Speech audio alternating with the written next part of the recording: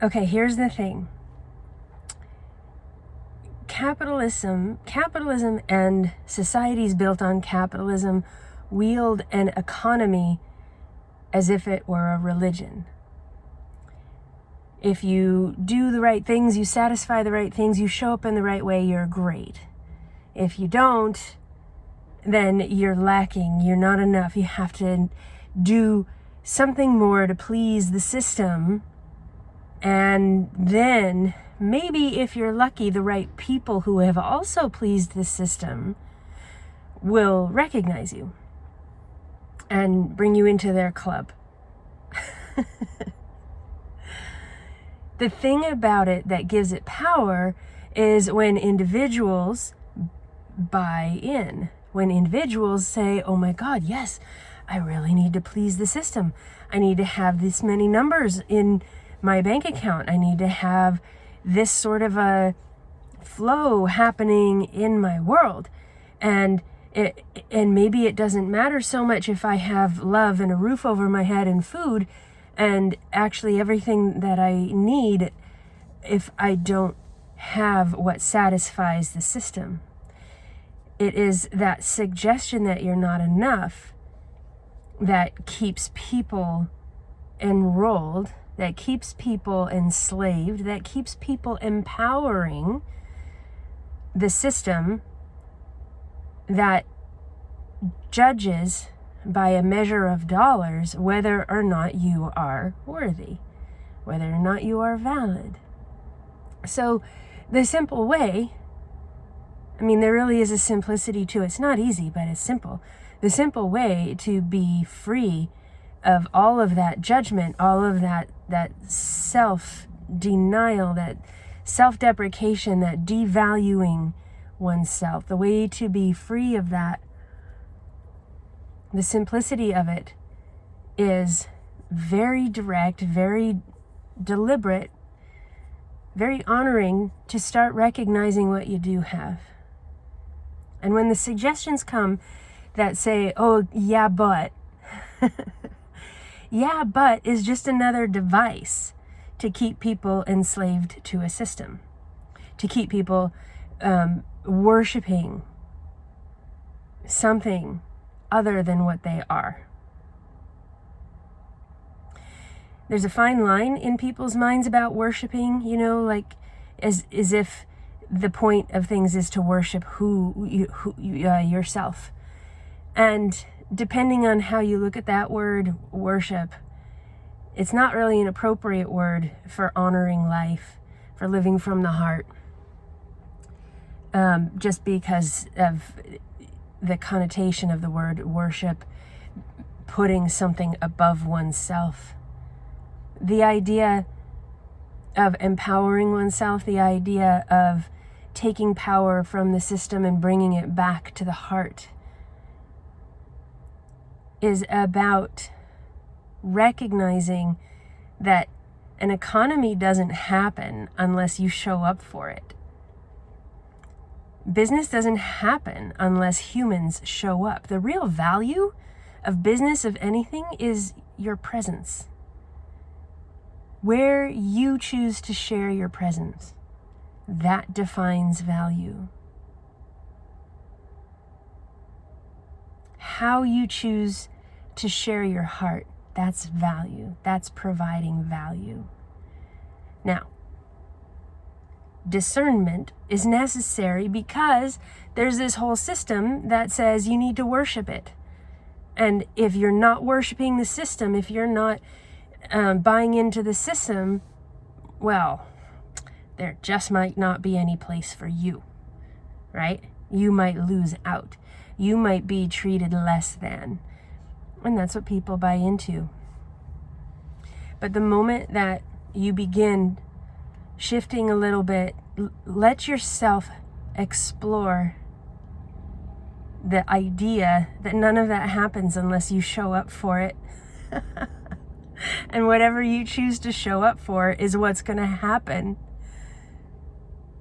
Like, this is a ripe time to really, truly, genuinely play with these ideas of being grateful for what is in your life. Being grateful for yourself, for being willing to look at things that way. Being kindergarten. I love kindergarten. Like, that's one whole chapter in the online course that I created, is the beauty of being in kindergarten, right? How often do we say, oh, this society has stripped people of their innocence? Well, yeah, only because people have been convinced to give their power away to it. I mean, let's not make anybody wrong. Let's just see it for what it is, because the moment you see it is the moment you're free to participate or make a change. I mean, here's the thing. The whole society, like the way we interact with each other, is built on this religious economic system. I love that. So let's not deny that, right? But let the system support you. And the way you start that and the way you live that is really, truly recognize, where is the real value? Where is the real value? Where is the real value? And include yourself, right? It's common, it's not normal, but it's common to put ourselves last, to put ourselves down.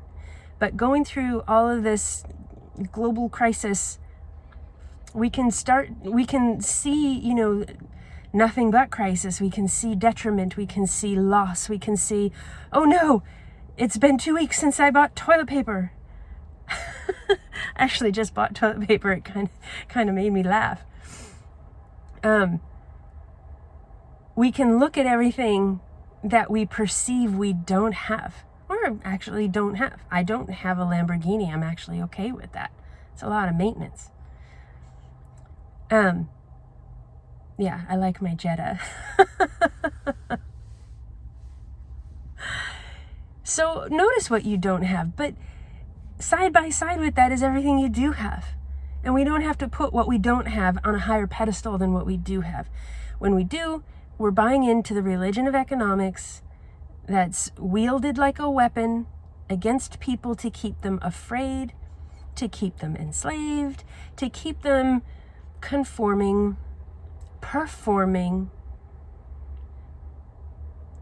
and separated from one another.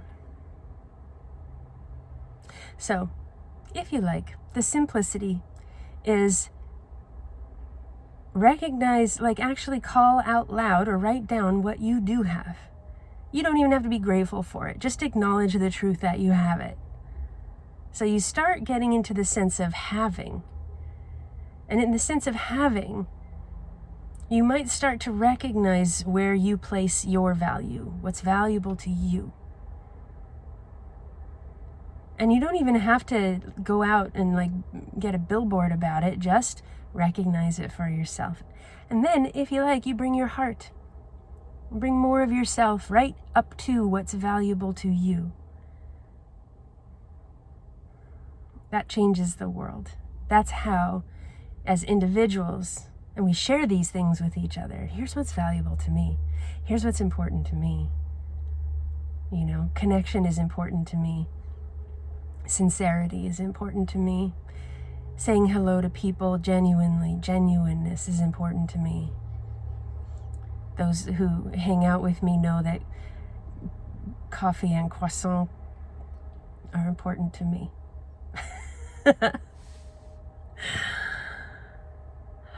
It's a beautiful time. There's so much space. So much space right now to see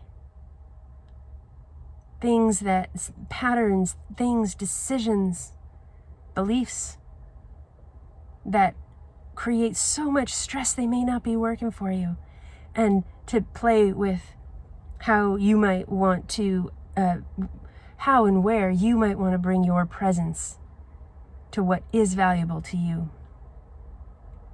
Because that changes the world. And then share it, don't hide it. And the more you do that and the more you walk that way, the world literally changes around you, because that is the magic and the benevolence of this world.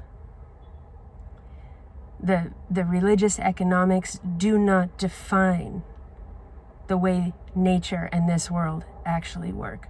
This world is built for harmony. This world is built from harmony. And the blinding economic structures do not define the world. But your heart is innately part of it. Your beingness, your presence is innately part of the world. As a not just a contribution, but a creative facet of the harmony that is natural. So, enjoy your morning.